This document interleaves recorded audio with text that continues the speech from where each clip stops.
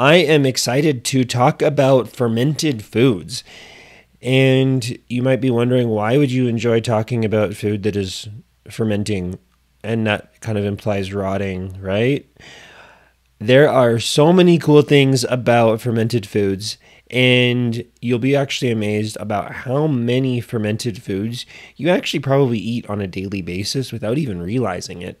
And I am excited to dive into this. This is a presentation that I recently gave in my community in the Idaho Falls area, and it was amazingly received. There was a lot of people that attended, and I wanted to share this with more people. So I'm recording this again for you to be able to listen to.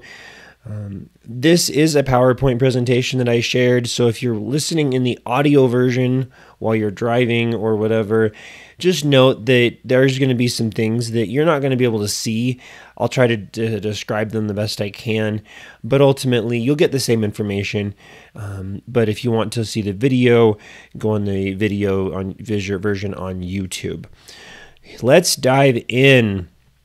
A little bit about me. I'm a naturopathic medical doctor in Idaho.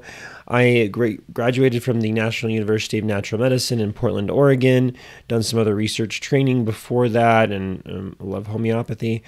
I am the owner and provider at Focused Family Integrated Medicine.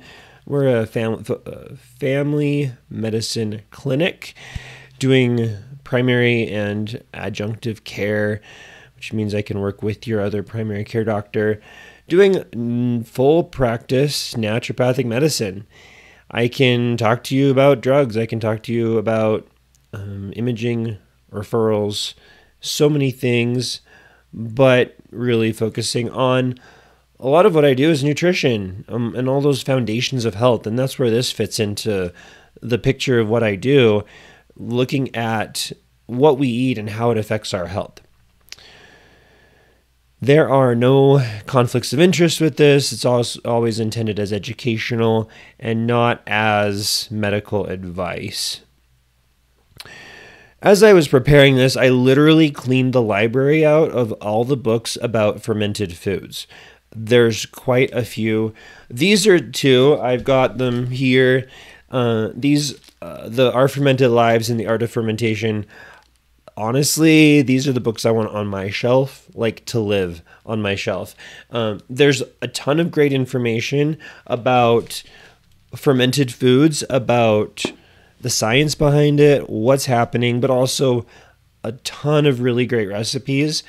We're going to talk about a few basic, the most common, at least in the Western American culture, but there are so many fermented foods that we can enjoy, and these books dive into it amazingly. So I really recommend that. They're kind of the main source of the content for this. As I was researching this topic to put this presentation together, I really looked at these books, a bunch of others.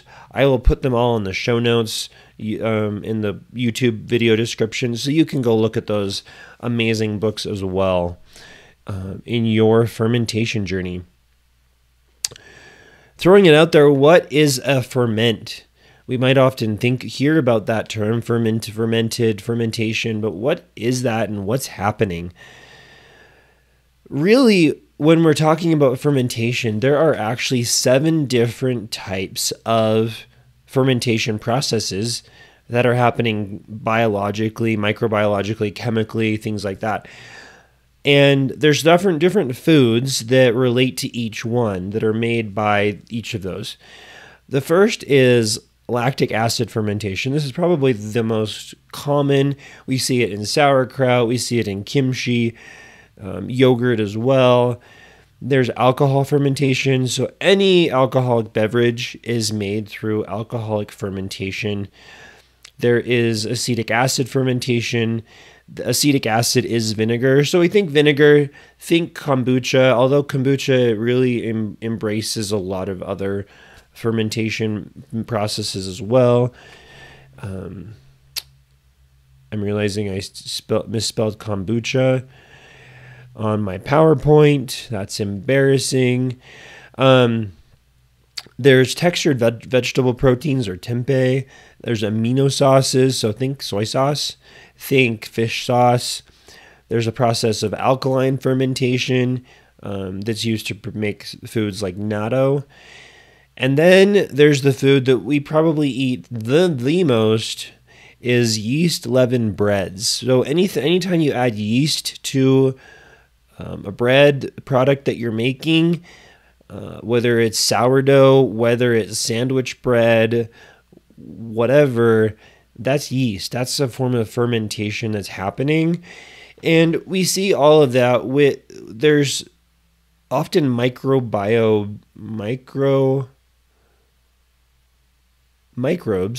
involved, that's the word, in these processes.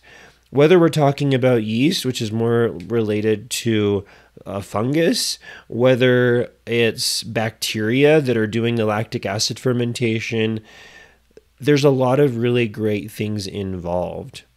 So we're gonna talk about a lot of these, but I just wanted to share like the big picture. We're talking about a lot of different processes that are leading to all of this. Here's a diagram that shows kind of the process that we get when we ingest glucose. Glucose is ultimately converted into a molecule called pyruvate. Pyruvate is one of those intermediate molecules that can go and be turned into lots of different things. In normal processes, in when we have oxygen in our bodies, that pyruvate is converted into acetyl-CoA, which goes into the citric acid cycle or Krebs cycle. And as I mentioned those words, you're probably remembering back to your high school or college biology class and just cringing inside. Maybe not. I hope not. But really, the pyruvate is kind of that intermediate step. In lactic acid fermentation, pyruvate is converted into lactate. And in doing so, it produces lactic acid, lactate, the same kind of thing. And that is what happens when our body needs energy really quickly. So when I was in school, I took the bus to school, and sometimes I was running late, so I literally had to run because I was running late. And when I ran, it was a sprint, but it was going up a hill and carrying a backpack, sometimes my medical bag because I was in med school, and huffing and puffing till I got to the bus stop. When I got to the bus stop, I could feel my muscles were sore. I could feel that I was breathing really heavily. All of that is because of lactate or lactic acid. When that builds up in our muscles don't like it. It kind of burns our muscles. That's why our muscles hurt after we do a sprint or for something, for example. And then our respiratory system kicks in and helps to clear that. So our body adapts pretty quickly, but it might take a good 10-15 minutes. Pyruvate also can be converted into ethyl alcohol by an enzyme called alcohol dehydrogenase, and that often happens more in bacteria or fungi or yeast. That we don't have that process happen much in our body, but that happens in those microbes. Both of these are involved with fermentation. This is a collection of pictures. There's a lot of bacteria and yeast that are involved in fermentation. I've listed here a couple: lactobacillus that helps make sauerkraut, kimchi yogurt, bifidobacterium, the yogurt, kefir, sauerkraut, kombucha, and Saccharomyces boulardii, which if I remember correctly, is related to yeast. That's involved in the alcohol, bread. Alcohol, you might think beer, bread, rising, things like that. There's a lot of bacteria. They look cool under a microscope. And really, I think it's important to remember our body is covered in bacteria. Our body has a ton of bacteria in it, mostly in our gut. So anywhere from our mouth to our esophagus, down into our stomach, our small intestines, there is so much. There are literally 3 pounds worth of bacteria in our body. 3 pounds. and it's a great thing. It keeps everything in balance, and we want bacteria. Bacteria help digest food for us. They give us things that they're digested leftovers, so to speak, are actually really good for us. Having a lot of really good bacteria also helps us by preventing bad bacteria from growing too much. The good bacteria kind of crowd out the bad bacteria, so there's not enough room for the bad bacteria to live. So we need good bacteria. We have mold. There's yeast. It's all kept in balance. Our body's really good at keeping everything in balance. We often hear the words prebiotic, probiotic, postbiotic. This slide shows the difference kind of between prebiotics and probiotics. Prebiotics are foods that bacteria eat. Simple as that. The probiotics are bacterias themselves, the microorganisms found in our gut that we sometimes get through food. The prebiotic foods might include bananas, soybeans, asparagus, leeks, bread, garlic, onions, artichokes, and the probiotic foods, think fermented, pickles, cheese, bitter chocolate, kefir, yogurt, miso soup, the ones listed on here, but there's so many others. The other thing that's not on here is postbiotics. Postbiotics are the things that are created by bacteria that we want to have in our body. So we're talking mostly today about probiotics, but I did want to share some context that prebiotics are often important as well. Okay, so why would somebody want to ferment foods? Like, why were we even talking about this? And there are lots of reasons. I think the number one reason that the human species started fermenting foods, if you go back hundreds, if not thousands of years ago, is to preserve food. Food is, at least a long time ago, in the hunter-gatherer stage, in the I think we can even go back further, if depending on the sources. Food is often scarce, and when we find something, we want to preserve it so that we can have it longer. And the societies and civilizations that could preserve food through periods of not growing, through the winter, so to speak, were able to survive better than the civilizations and societies that didn't have that access to food. My wife is an anthropologist. She rubs off on me quite a bit, actually. And when we're looking at those hunter-gatherers, we want to preserve that food. And I think that's still inherent within us. Preservation also allows for using all of the food that we eat. There's a couple examples in a book that I read that mentioned, for example, turning apple scraps after you eat your apple or you peel an apple and you have your core, turning the rest of the scraps into apple cider vinegar. Or you're eating a fresh head of broccoli, you cut off the leafy green parts, the leaves, so to speak, of your broccoli tree, and the rest of the trunk and the stems, branches, they're not as palatable. You can eat them, but if you shred them, you can turn them into sauerkraut, for example. It just allows us to use more food and not waste as much, which is always a great thing. I pose this question: what are your favorite condiments? Think back to your fridge. What did you put on your meal, on your burger, when you had last? Think about, and then how many of them were fermented? I there's this picture that I prompted an AI image generator to create of a bunch of condiments in a fridge. And with AI pictures, sometimes the text itself gets a little wonky, so it's kind of fun to see that. But if you think about condiments, it was amazing to me to realize how many condiments are fermented. We've got soy sauce that's fermented, fish sauce, or like that hoisin sauce that you put in pho or something like that.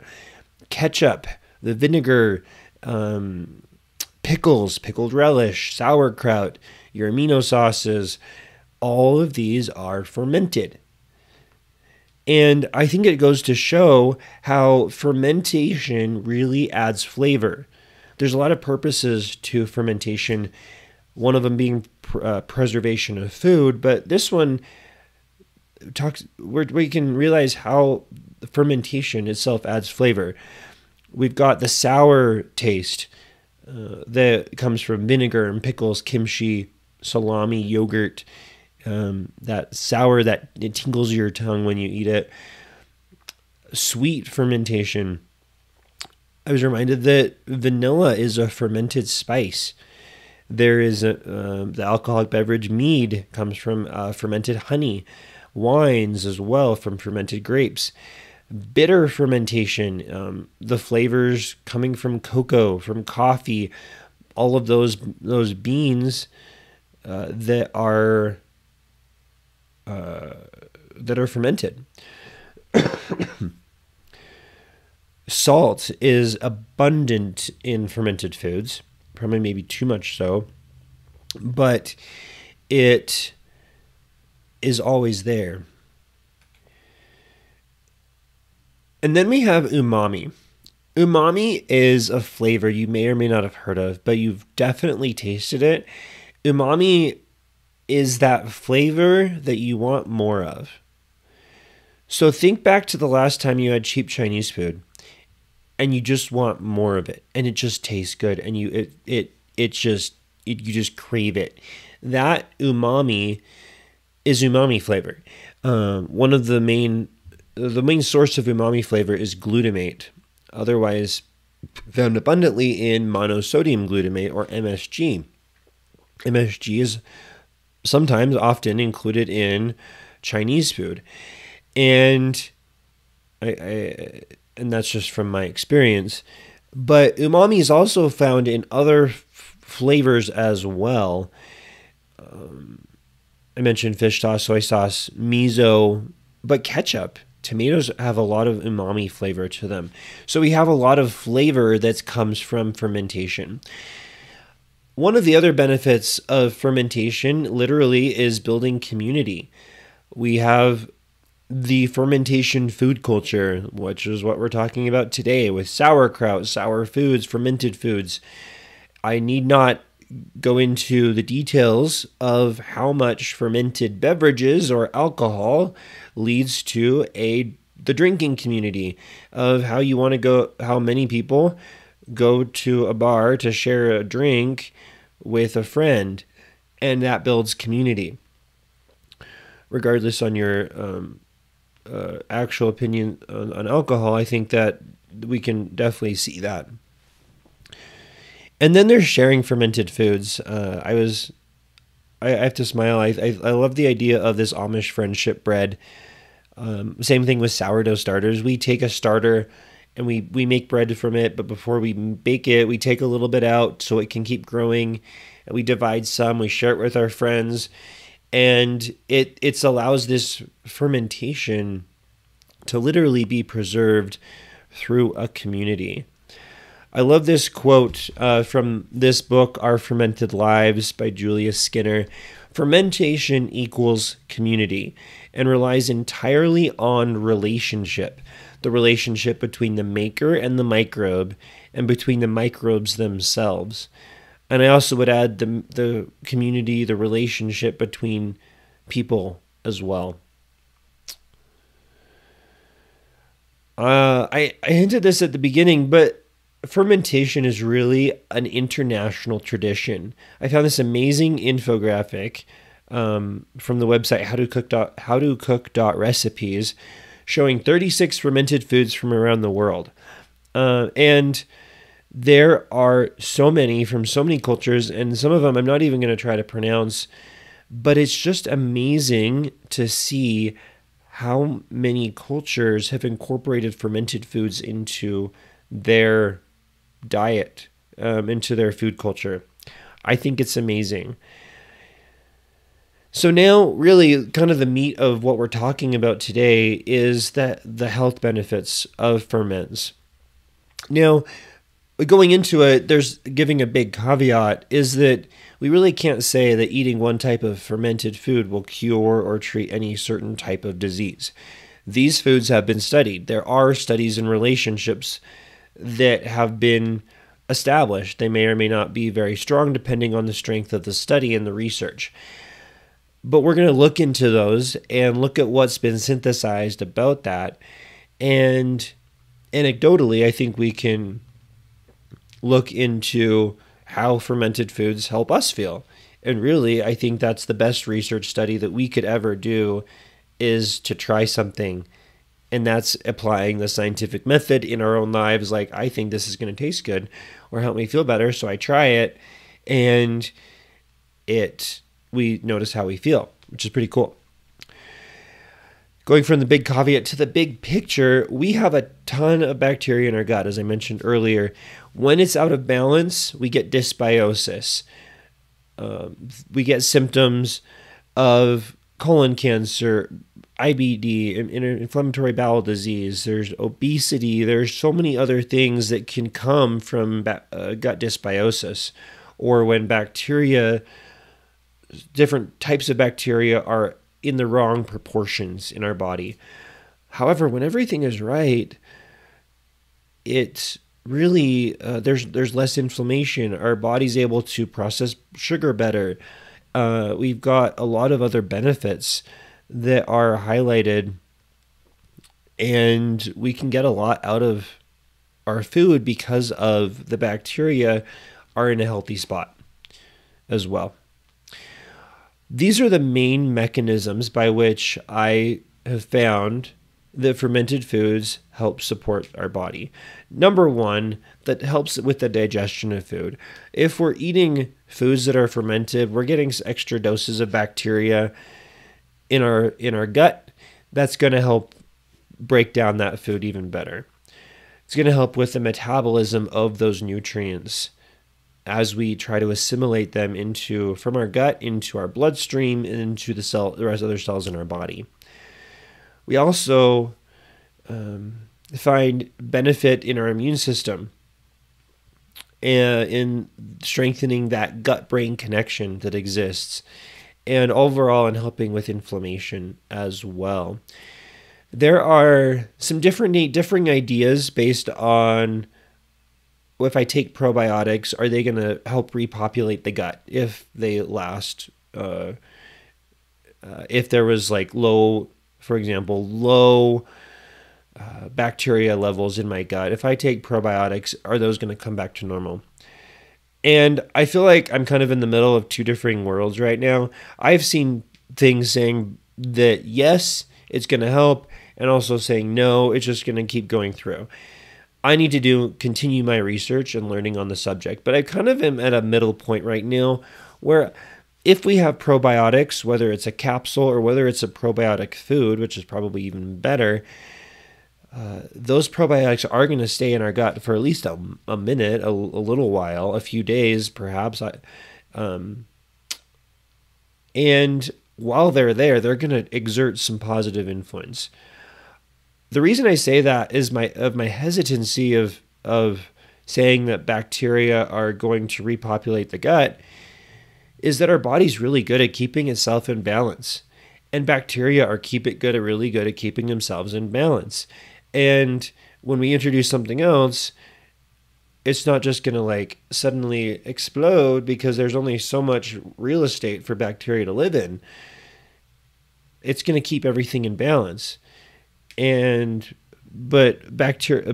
eating these foods can only help, at least even transiently, and if we do it regularly, we continually get that benefit.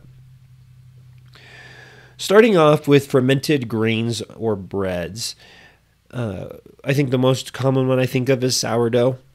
That fermentation of putting bacteria into a bread dough, so to speak, allows for some predigestion of those grains, of that flour. Nutrients become more bioavailable, easier to assimilate into our body. And interestingly, that bacteria also helps the bread become more shelf stable for longer. Back in the day when homemade bread was the only option, that's what they'd have to figure out ways of preserving their bread longer. Now, in the days of mass production of bread at huge bakeries, there's often preservatives added because the bread needs to be produced. We don't have that time to let it rise, to let it ferment, to let it sit and get that wonderful sourdoughy vibe going on. And so we have preservatives, but bacteria do the same thing. It's just a matter of how much time we're able to spend in that process. Here's an interesting diagram from a study about fermented grains. When they come together, there is a liberation of bound compounds and formation of new bioactive compounds, things that are really good for our bodies that come from when grains, whether it's wheat, rice, corn, barley, sorghum, millet, oats, come together in a party with the bacteria, the yeast, the fungi. They're fermented. There's a lot of benefits that come from that. And this diagram shows some highlights from this study from 2022, different benefits that come from fermented, specifically with fermented grains. It increases antioxidant activity, helps improve insulin resistance, prevent hyperglycemia or high blood sugar, helps regulate lipid metabolism. All of those things kind of help prevent, have some anti-obesity activity to it by inhibiting cancer cell proliferation and stimulating cancer cells to die. That's apoptosis. Fermented foods, specifically fermented grains, have been shown to have some anti-cancer activity. There is some immunomodulation activity, helps strengthen our immune system, and overall to increase or decrease rather inflammatory cytokines and decrease the ability for inflammation to happen overall. Switching over a little bit to fermented dairy now. I think the most common one that we think of, at least I think of, is yogurt. But cheese is also aged. It's fermented in a way. And it's been shown in some studies that individuals with lactose intolerance may do better eating fermented milk, such as yogurt, rather than eating plain yogurt themselves. Bacteria help in that probiotic form of yogurt, help with the absorption of calcium. And overall, as we mentioned with the grains, in supporting the immune system, the innate and adaptive immune system, and also GI health, the health of our gut and our ability to process food.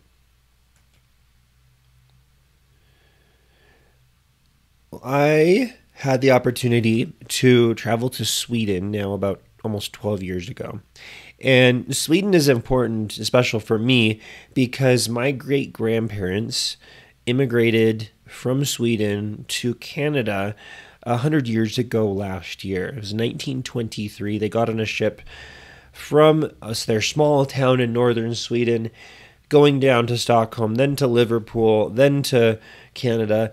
And I had the chance to go see where they were from.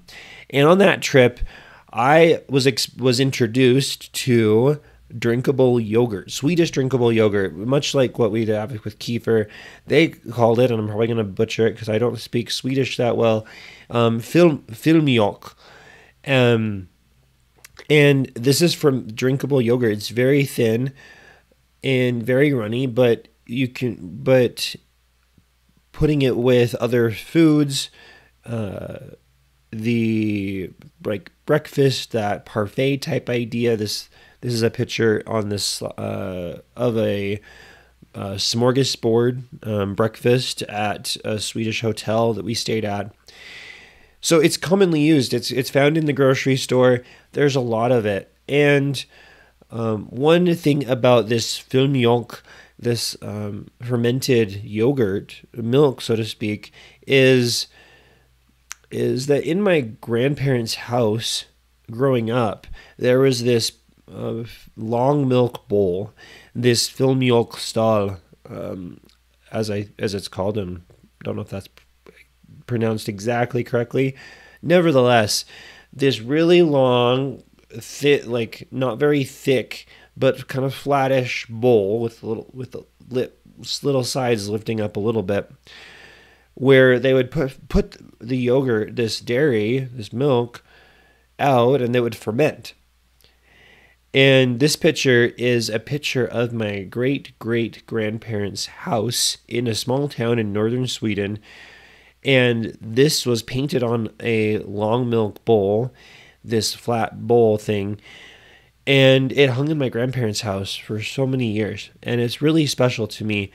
Interestingly, two of my uncles went back to Sweden last year, and they found the exact replica of this land of a sister long milk bowl in that house in this small town in northern Sweden.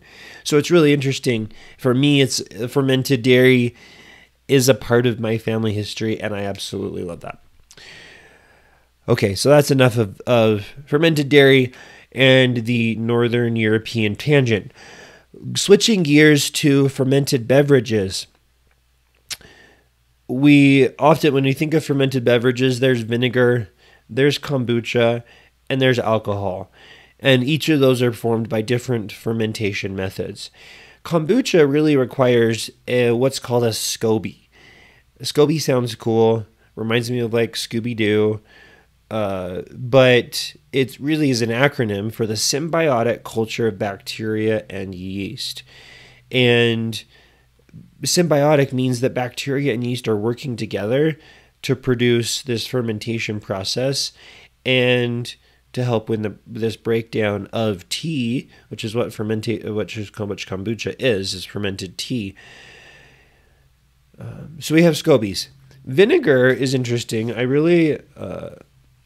Vinegar can help stimulate digestion, and as a physician, I have recommended that to patients to take a little bit of apple cider vinegar before the meal to help say, hey, stomach, got some food coming down in a few minutes, start getting ready, and it helps stimulate that digestive processes. So there's a lot of different benefits that can come from that. There are lots of benefits that come from fermented foods generally, and then the same is no different than with kombucha. This is a diagram that I found in a study highlighting some of the differences between kombucha and kefir, but really a lot of the health benefits, which we've really talked about: antioxidants, reducing blood pressure and cholesterol, anti-inflammatory, anti-cancer, antimicrobial, antidiuretic, and detoxification. There's just a lot of benefits generally that have been studied in the literature, but we just really can't say that by eating XYZ food we're going to get XYZ benefit. There was an example of a yogurt company who a while back put a label on their probiotic yogurt, helps with treating this. Really, that's not a good labeling, and they were slapped on the wrist because of it, because we can't definitively say that, and then we get into regulatory stuff, and that's not the purpose of this presentation.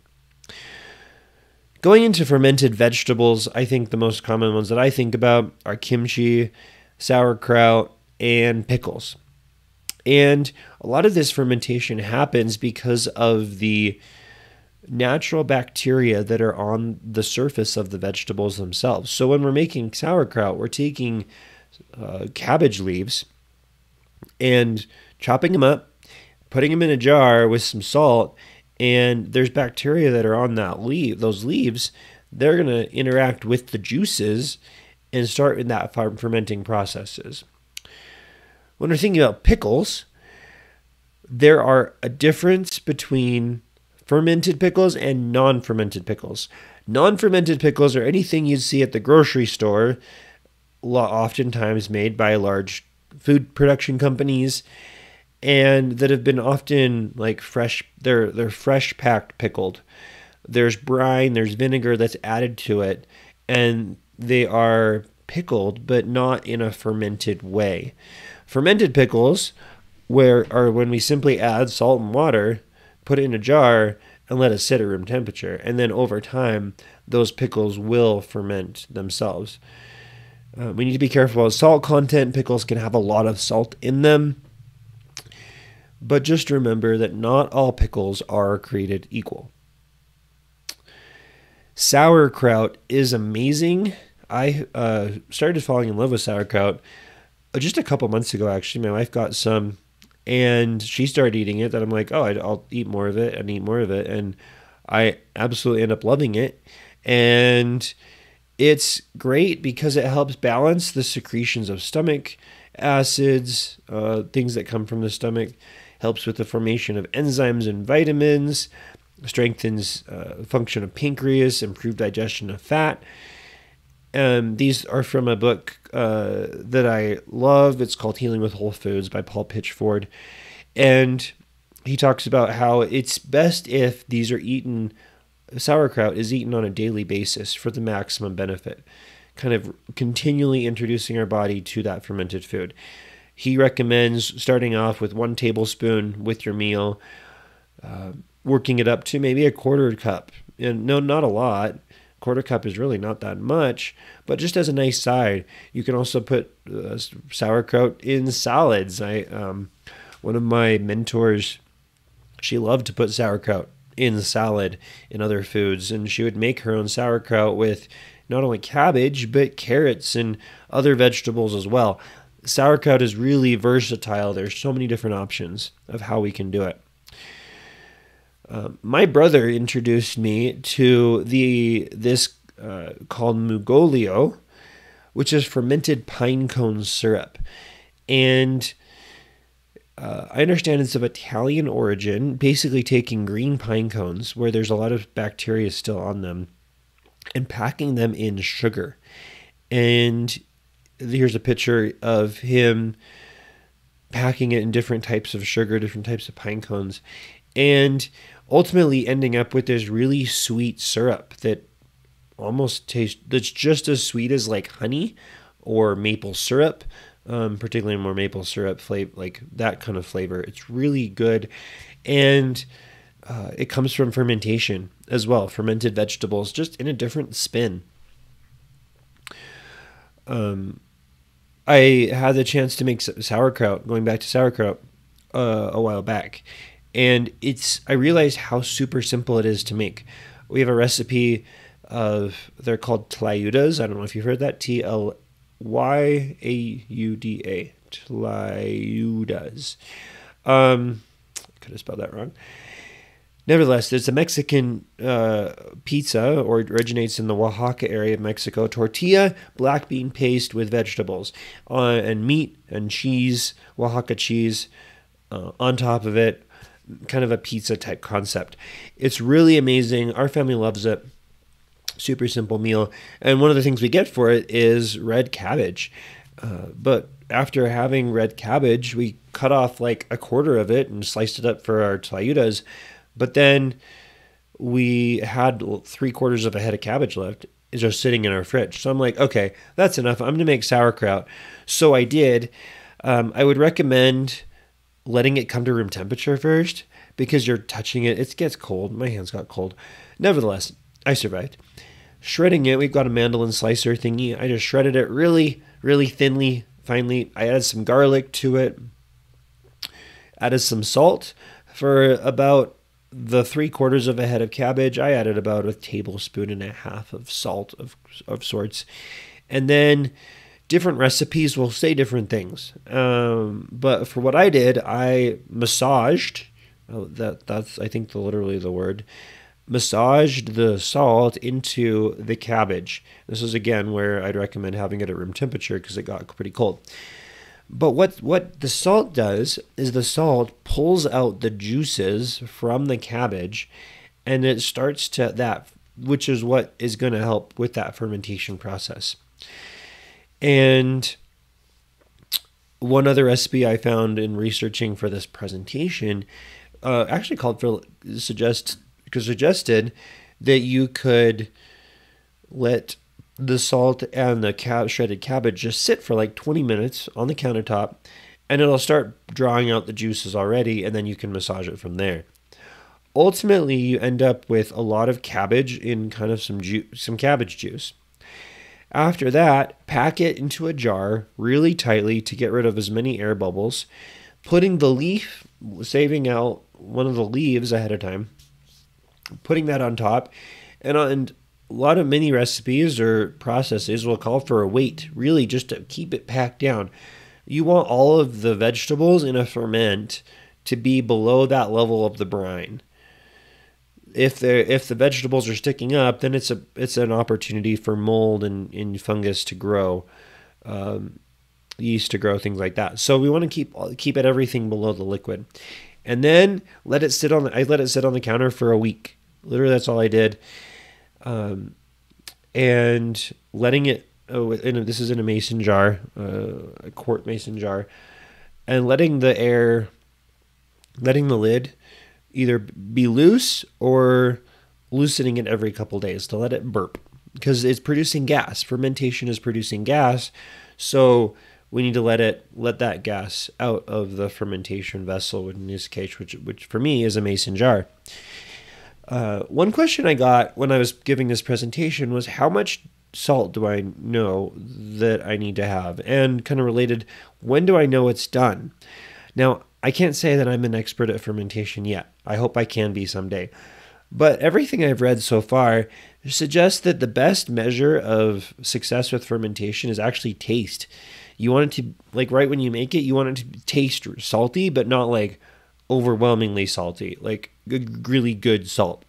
Over time, you just taste it every now and then, and you can see how ready it is, how done it is. Keep it in the fridge after that. It's going to be great. I love the idea, for me, I love the idea that using fermented foods helps with mindful eating. Mindful eating, as I mentioned in the previous podcast episode, presentation on the science of eating, really brings mindfulness to our eating processes, slowing down, enjoying things. It's kind of like if you were to combine like meditation with eating, you'd get mindful eating. But it's really being present with ourselves and our food. And cooking with fermented foods allows us to be more mindful. This quote from Sandor Elix-Kotz, who wrote The Art of Fermentation, this orange book that I love. He says that culture begins with cultivating the land, planting seeds, and bringing intentionality to cycles that we act to perpetuate. Really, that for me embodies the idea of mindful eating. And I think it is, because now I go to the fridge, I see the sauerkraut that I made, I feel proud about it, I want to eat it. And it's really a cool experience. I invite you to try that. There's a lot of different ways of incorporating fermented foods into our diet. I hope this has helped you learn about that. Ultimately, though, you'll need to decide that you want to try fermented foods. And then try them, adapt, see what works for you, and then as you get more comfortable, try new things, experiment. I think that's how all fermentation recipes came out, was because of experimentation and trying and seeing what works and what doesn't work. Not every batch of sauerkraut you make may be perfect, but you'll get used to it over time, and you'll figure out the best way of doing it. Now, a quick note. When would you not want to eat fermentable foods? We talked about all these health benefits of reasons why you would, but why would you not want to? Over my clinical practice experience, I've interfaced with several patients actually who have had histamine intolerance. Histamine is a molecule in our body that modulates the nervous system, the immune system, and the endocrine system. Every time you get a mosquito bite, that little swelling that comes, that's because of histamine. That's why we take an antihistamine called Benadryl to help counteract that histamine. Histamine manifests itself in the allergic responses. We get the runny nose, the itchy eyes, like all of the itchy skin, rashes, things like that. All of that comes from histamine. And for some people, their histamine levels are through the roof. They're on overdrive. Fermented foods create a lot of histamine. Anything that sits in the fridge a really long time creates histamine. Even I saw a study a while back that studied histamine levels on spinach in the refrigerator. So like you get your bag or container of spinach, stick it in the fridge. If you just let it sit there for a long time, it's just going to grow. It's going to develop histamine. And so we want to make sure that for people who are already high in histamine, we don't want to cause that to explode even further. I've been in a clinical setting where I am debating because I'm like, okay, this person needs the probiotics that come from fermented foods, but at the same time, they're really struggling with histamine. So I can't really recommend probiotic foods, these fermented foods. So it's this tricky balance that we need to find. One other note about nitrate. Nitrates are often added to cured and processed meats. When I think of that, I think of sliced deli meat, think of salami, and really they're added to prevent the growth of harmful bacteria. They add a salty flavor to it. However, nitrates are broken down into nitrites in our body, ITE, and that, when interacting with other molecules from food, can lead to making carcinogens or chemicals that can lead to cancer growth. There's also a lot of studies that have correlated eating high amounts of processed meats, including red meat, to heart disease.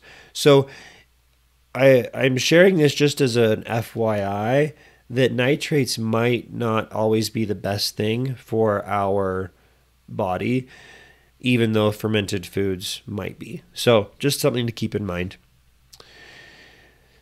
So ultimately, leaving with an invitation to try fermented foods, try eating them, try making them, and try sharing them. Really, we're working toward that community with us and the gut microbiomes in our gut, the community within the microbiomes themselves, and that community, that relationship with each other and those that we love and interact with on a regular basis. Closing off with the words of Hippocrates, the natural forces within us are the true healers of disease. I'll say that again. Natural forces within us are the true healers of disease. I love that because we often think about there's the natural vitality that we have in our body, a body's ability to heal itself. And perhaps I think that's what he's referring to in part. But also I think he's referring, perhaps, as it's been suggested by some other authors, that really the natural forces within us could be and are those bacteria that live in our gut, that live in our skin, that live all around us, that really help promote our health. And by eating fermented foods, we can get the most out of them.